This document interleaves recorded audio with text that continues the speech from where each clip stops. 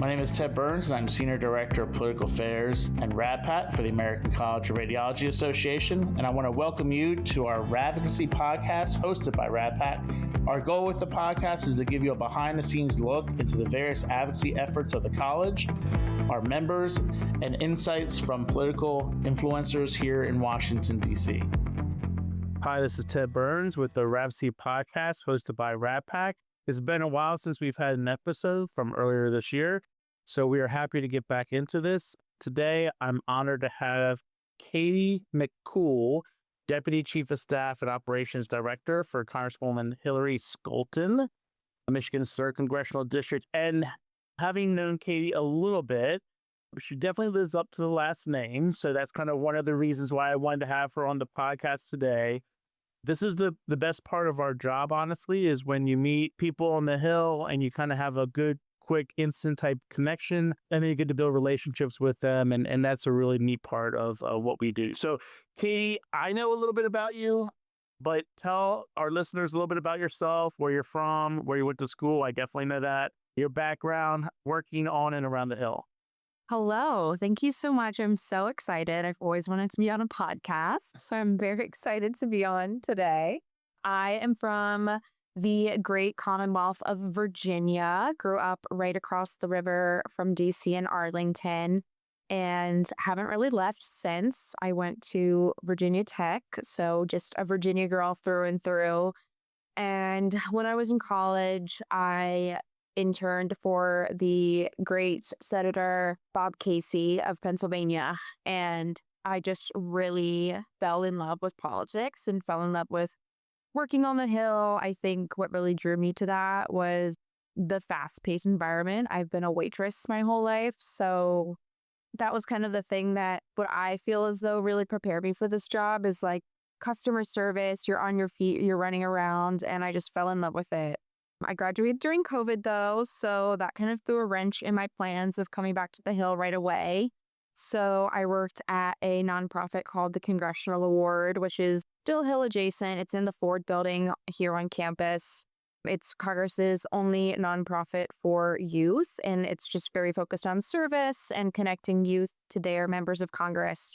Great program. Worked there for like a year and a half, but always had the itch to come back onto the Hill. So I eventually started working for Brad Sherman of California as his scheduler, worked my way up to his operations director, and then after about 2 years and some change with him, came over to work for my current boss, the fabulous Hillary Scholten of Michigan's 3rd District, and started as her operations director and now her deputy chief of staff, and just loving every minute. It helps to have a good boss, too. And you have been spoiled. I know you know this probably, and I hope you appreciate it. Not everyone has awesome bosses up there. When you have a good boss like Casey, what a great first experience to kind of, make that an experience you want to continue to have. And then, Hillary is... I can go on and on about your boss, but the one thing I will say about her, and I think it's the highest compliment that anyone can give to a member of Congress, she's a regular freaking person. Like, she's as normal as they get. I know that sounds speaking of low threshold, but it really is you can talk to her about anything and everything, and you would never know she was a member of Congress. She would just be like someone you just met at the grocery store, just awesome person. So you're very lucky. So tell us about a typical day. I know about certain parts of your job more than I know about other parts of your job in the capacity that you and I work together on. But your job's an interesting one because it encompasses, it seems like almost everything. So I hesitate to say go into that because I know it's going to be a lot. But if you can just give our listeners a feel for what it's like. Yeah, I was talking to someone yesterday who is in a similar position that I'm in. And we were just like, what do we even do all day? We're very much generalists, which I love. And it allows me to have my hand in every pot. But, when we're in session, we're just hitting the ground running as soon as the day begins. The Congresswoman, when she's here in DC, absolutely makes the most of her time. So she's got back-to-back meetings. She's got hearings. She's got political events. She's got receptions. It's just an absolute jam-packed day. The poor woman is never able to be at her desk because she's just moving and grooving from the first time she steps her foot in DC from Grand Rapids. So really, during those days, I'm also very rarely at my desk. I feel like I'm, along with my chief, just running around with the boss and just making sure that she gets to where she needs to go, but also, you know, very much running behind the scenes to make sure that everyone's day is going smoothly. So working very closely with our legislative team on, hey, what's the timing of this hearing? When can I get her out of here to go to the next one? Or, we've got a lunch with leadership down the road that we need to mosey over. When are her questions going to be done? And working with the comms team of like, hey, let's get her over to, one of the studios for an interview. So just really like running around at all times. I feel like I'm constantly on the phone and just texting and just running around and making sure the boss is having, the best and most smooth day as she possibly can. When we are out of session, that's when I'm able to sit down at my desk and answer my emails, which is really fun, and get to do fun stuff like this and, meet with people and build relationships. I do a lot of political work for my boss as well, in addition to the official side. So, just building those downtown relationships and talking politics and the boss's race and all the great work that she's doing back in Michigan for Michigan politics is something that I do a lot when we are out of session, just because I have the time that I can sit down with, the great people downtown to just chat more about that. But yeah, definitely never a dull moment here in Congress, and never a dull moment, especially when we're in session. And I think what's probably overlooked a lot is the value of your job being the liaison to everything and everyone, in the sense of like, even just other offices, right? Like whether it's the delegation in Michigan, or whether that's, certain committees that maybe she's on or wants to get on, or whatever the case may be. Like, it's not just limited to only kind of like stakeholders and people kind of on K Street and other folks like that. And it's not even just, people back home in the district that obviously you guys are very good at catering to and building relationships with, but also just like your colleagues and making sure that, she's connected. I mean, this is another thing that I actually had a conversation with a candidate earlier today. And I said to the candidate, I said, you're probably going to win, and you're likely going to be a member of Congress, if you look at all the information about the person's race. And I said, some members are happy to be here and some members are not, unless they're doing a million things. And your boss is the latter of those two. Like, she's not happy to be here. She's happy when she's doing a ton of stuff. And so that means that it's incumbent on you to do a ton of stuff, kind of get her prepped and ready to be able to do all these things. And I know it's a tremendous amount of work. I don't know how you ever get a break. I don't think you really do, but it's a lot on your plate. Whereas, like you were saying before, like someone like, and this is, everyone's got a role, right? But like in LA, a legislative assistant, they may have however many issues in their portfolio, but they're pretty laser focused on that. They can kind of really deep dive almost every day into that type of stuff, which for some people that's great. And that's kind of their skill set. And it's a huge, important part of like the office. But like, you have your hands everywhere, which I think is just a lot. So both at the staff level and for a congressional member, we kind of teased this a little bit already, but talk about the importance of building those relationships, especially with constituents, back home in the district. We like to think our radiologists are experts in the field of healthcare. And I know, the Congresswoman was very gracious and great in visiting Advanced Radiology Services, which is a big radiology practice in the district in Grand Rapids. Just like the value of doing that, kind of what she gets from it. I mean, we cough all the time that you have 535 members of Congress, and I think the numbers at like 18 of them, of the 535, have a healthcare background as like a provider. So that's like basically 6% of Congress has like a direct healthcare background. So that means 94% really need to rely on kind of these constituents. And I mean, there's people like me who kind of do what we do in DC, but it's different when it's coming from an actual person doing the clinical work and they're doing it every single day. Can you talk about that? Yeah. I mean, hearing from constituents is so important.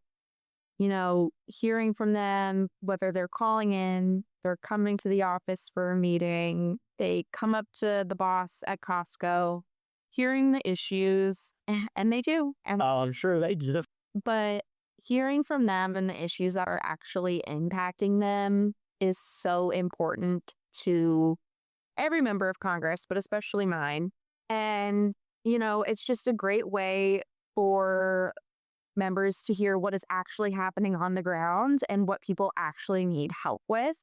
So, for example, through visits like the one that we did at Advanced Radiology Services, the boss is able to go and spend 45 minutes there and really take time to sit down with these experts that you have. And, they show her the space, and I was actually on the tour with her, and we went through the office, and it was fantastic. But they're able to really have that FaceTime with the boss and really explain, like, hey, this is what is impacting me. How can you help? And then for them to be able to have that time, because, here in DC, we're go, go, go. So they can come to DC and have a 20-minute meeting, but to have a time when you're in their office, in your district, really having a dialogue together of, would this legislation help you? No, this would help me. Just really being able to sit down and hash it out is so valuable to both the member, because then they can come back to DC and say, hey, team, had this really great conversation. Let's get the ball rolling on this. Let's talk about what we think we can do here. And then it's also valuable to the constituent, because now they have this great relationship with their member of Congress, and they can continue to have a partnership throughout, the time that they are in Congress. I know your radiologists are hearing from our team all the time, because we really value their opinion and know that they are here to be a helping hand to us and to the boss. So, they're able to talk through potential legislation fixes about what can work for them, what might not. And then, especially for the radiologists, I know that you all were able to really find like a common ground with my boss, just because I know she's been very vocal about expanding early detection and the importance of getting your yearly scans, because she has that personal experience, which you may not have known if we didn't do that sit down, And that's what fostered this great relationship that we now have. And we're doing a lot of great work together and look forward to continuing to do so. Yeah, and I think it's also great because she now has someone that she can, again, she can reach out to us, you can reach out to us, but her knowing that she has someone in the district that she can reach out to, and I think it turned out, and this is not uncommon, but I think it turned out like during the tour, she like ran into someone that she's known since she's like a childhood friend of hers who was like a RADPAC or some other, I forget what their role was at the practice, but like, these communities are pretty small communities, and a lot of members are from these communities that they represent. And so that's not that uncommon. But, now it's like, okay, we know that there's a relationship. We've kind of fostered this relationship. And so now she can feel pretty comfortable just picking up the phone, making a call, writing a text to someone. So it's not only just staff driven, but it's also the member too. We kind of touched on this a little bit too on the segue to this next question is, and I know this is something your boss has done with us, and I know it's something that your boss has done on many other issues, both within healthcare space, but also just in general. And that is like, she has an interaction with the constituent. She goes on a tour, she does whatever she does in the district. An issue comes up and she's like, I think I can help there. And then, so sometimes she'll come back and she'll introduce that issue to the staff and then be like, hey, this is something we need to work on. And then obviously there's other times where, maybe someone comes in from the district or whatever the case may be, she's talking to some stakeholders and an issue pops up and she's like, oh, well, I'm interested in that.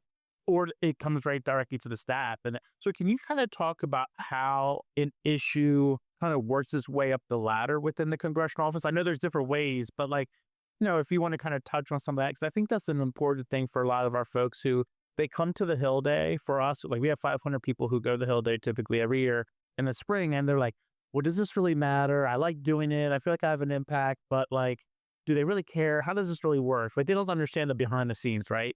I think that would be really interesting for that. Yeah. I mean, like you said, there's so many ways that an issue can come to fruition through legislation, but I'll just say one example that I think applies to your members is coming in on your advocacy day. You're sitting down with the member and or their staff, and you're sharing the issues that are impacting you. And especially in our office, the Congresswoman is obviously very focused on health policy. And so taking the issues from that conversation, and then, maybe our LD is like, wow, I have a great bill idea to fix that exact issue that they mentioned, or maybe the Congresswoman does as well. And then they get cooking on a bill right then and there. Our LD Rachel is going to head back to her desk and get on the line with CRS and Congressional Research Service and, really dig in and see how Congress can help with this issue that they're talking about. So it could come from a meeting. It could come from a constituent calling in saying, hey, this is happening. Or like I said, literally people coming up to her at Costco and saying, hey, this is what's going on. And the Congresswoman's immediately texting us saying, hey guys, like, what can we do to help here? And just our fantastic legislative team is, always there to get cracking on how they can best help. And whether that be through legislation or through a letter or, a myriad of other things. Your members should be reassured that, members do care, they are listening, and staff does care, they are listening, and they want to help. We're in the business of public service. And so, know that your voices are heard. I know every office tracks phone calls that are coming in, and, what people are saying really does matter. And they take that into account when people are voting or when members are voting. So, if you have an issue, please call your representative and let them know because, they could really, really help you out. So this is something that we get all the time. So we do calls to action, and obviously these are like email generated things. And so I'm going to date myself, and you're going to like be floored probably. Although I don't know, maybe you think I'm already this old anyway. But like when I worked on the Hill, we had bins, the mail bins, and there's no fat. It was just like everything was like old person handwritten letter. Every single thing that we got. And, obviously we got calls, but I just remember like, oh, it stinks for you. Your little issues in portfolio, you got 0 things in your bin. And then you'd be like, oh, I can so much in my bin. You get so excited and then you go through it.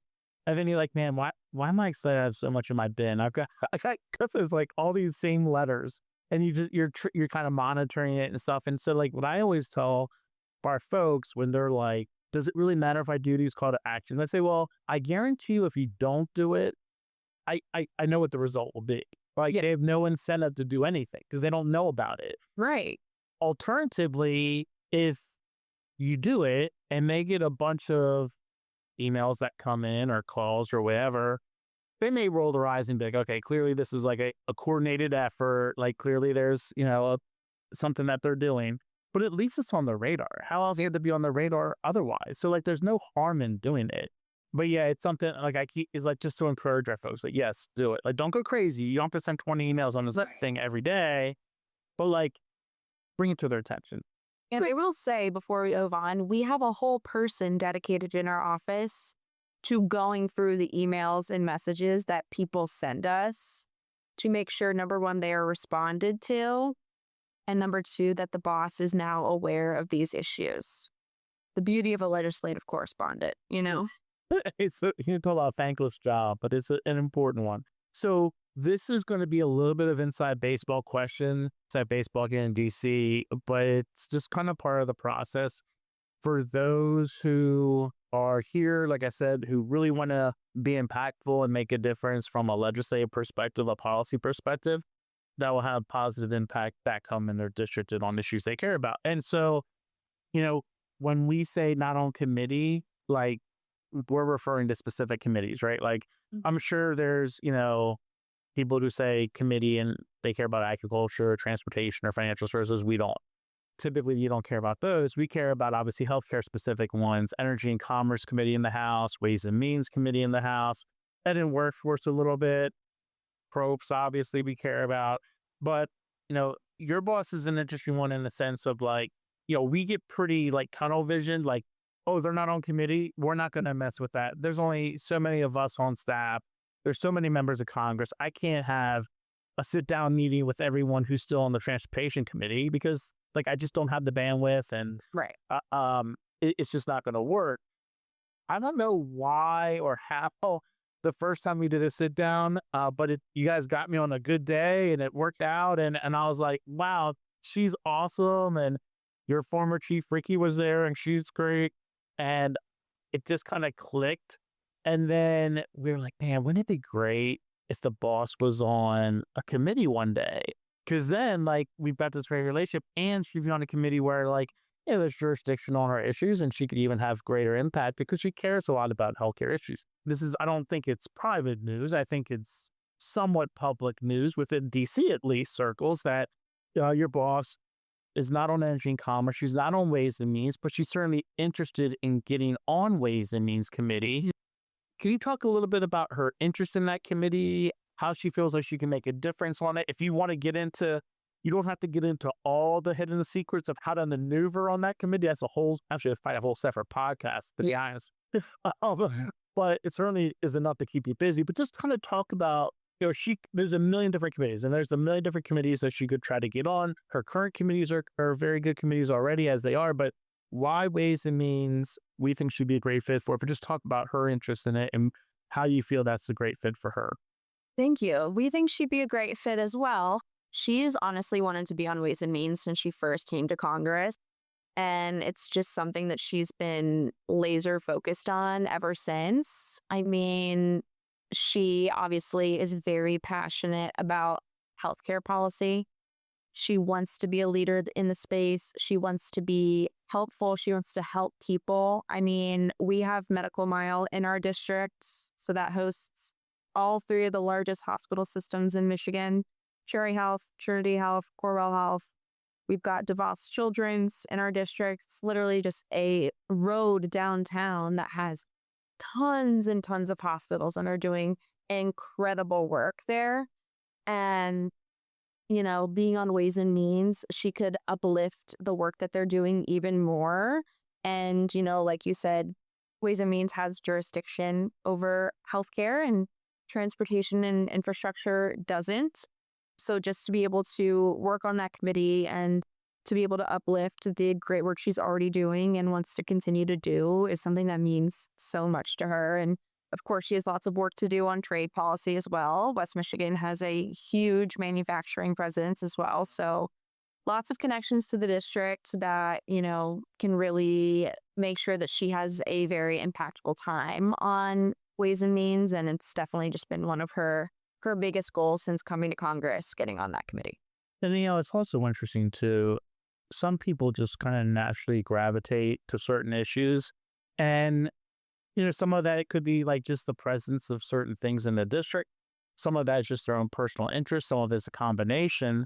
And she's always been kind of a healthcare-ish type of person in the sense of like, it's a strong interest to her, right? She's a mom. She cares about her kids' healthcare. She cares about her own healthcare. It's just such a big part of, I think, what she thinks about. And some of that, again, is like you said, the district is something that kind of demands that of her, but also I think it's just her natural orientation. She likes the issues. She feels like she can make a difference in those issues. And quite honestly, she has already, not even being on the committee, which is pretty cool. Well, I want to be respectful of your time. So I'm just going to kind of jump to our lightning round here. This is where the last few podcast episodes we've had, there's definitely becoming a trend to an answer to one of these questions. I don't know if this will be a trend that'll continue or not, so I'll be curious to see how you respond. But I want to ask you 4 questions, just kind of rapid fire, first thing that kind of comes to mind, and we'll just see how this plays out. All right. Favorite food? Sushi. Okay, so the trend is broken. The trend was hardcore ice cream. Like, Really? big time, yeah. Sushi. Now we're kind of now we're more representative of like other things other than just ice cream. So that's okay. Favorite place to travel? Italy. That's two really good answers so far. Favorite hobby or activity? Probably exercise. Okay. Anything in particular within that space? Like you're a big yoga person or pickleball or hiking or whatever other things you like? As someone who has very limited free time, my favorite way to spend time with my friends is we go to workout classes together. It's a great way to make sure you're getting your workout in, but you're hanging with your girls, and yeah, that's what we love to do. That's great. All right. So favorite saying or quote. So this could be something that's like super well known, historical context. It could be like your own thing. Like in our house, I say Nike all the time. Okay. So like, and I'm getting to say it a lot now professionally too, and people are like so confused by it. But if someone, like if my kids come home and they're like, oh, can I do this? Or I want to do that, I'll just go like Nike. And they're like, okay, just do it.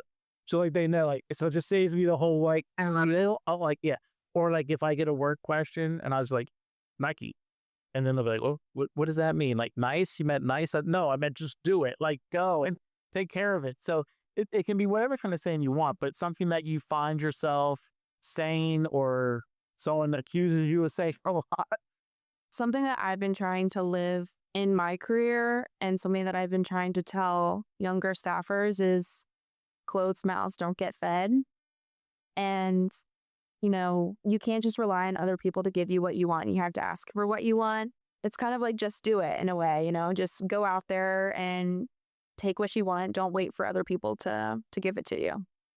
And I think that's super valuable for you to kind of encourage younger staff to do that, because we've all gotten bit by the bug, clearly, right? Like you come to the hill, you either hate it or you love it. And if you love it, you have the bug and you're just stuck with it, right? But it's also pretty overwhelming. There's a lot of awe with the pomp and circumstance and just like all the process behind the scenes that you have to learn. And it's not surprising to me that a lot of younger staffers would be like, oh, I don't want to say anything. I don't want to speak up. I just want to kind of like lay low, not get in trouble, not like, but like you really have to advocate for yourself, and you have to advocate for like where you want to go and how it's no different than your boss with ways and means. Right. She could very easily say, you know what, I'm on the committees I'm on. Yeah, but good enough. I like them. I can be helpful.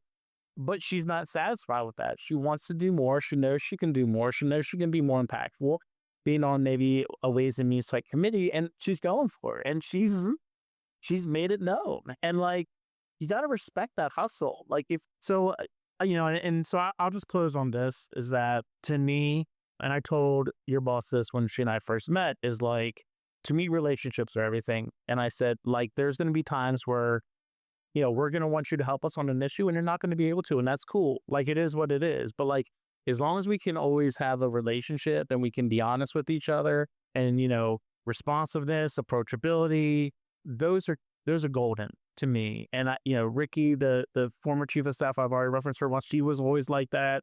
Yeah. You have always been like that. And to me, that's like, this is another saying we have in our household, is like the separator. But that to me is like the separator between like congressional offices and congressional members and congressional staff. Those who are willing to be responsive, those who are willing to be approachable, those who are willing to like be real. Like, hey, Ted, we just can't help you here, but let's help you on this other issue. Yeah, let's do it. So a lot of kudos to your boss and to you and your colleagues in that office, because you guys have developed that reputation as well deserved. And if you're going to be known for something, I think that's what you want to be known for. So I'm always a big fan of you all, and I appreciate your time today. I feel bad cutting into your to your recess time, because I know this is like your moment to get caught up on stuff. So hopefully I'm not putting you too far behind the other work. But thank you for joining us, Katie. You're always a pleasure to work with, and if you ever need anything, we're here for you. Thank you. This was so fun. Thank you so much for having me.